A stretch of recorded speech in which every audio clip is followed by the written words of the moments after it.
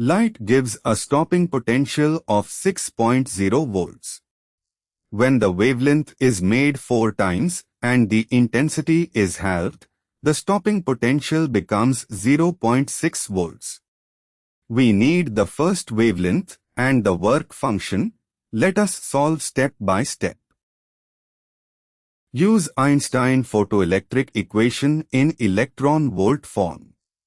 The stopping potential gives the maximum kinetic energy in electron volts. Intensity changes the number of electrons, not the stopping potential. Let the photon energy of the first source be x.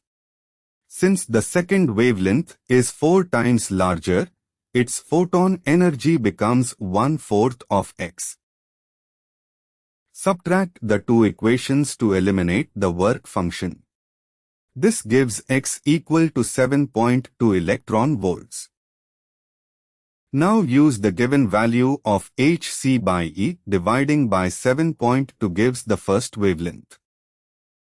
Also, x is symmetric because opposite of diagonal entries are equal and its trace is 18.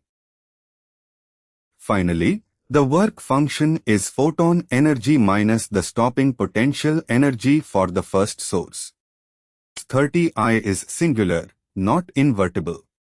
So option D is false.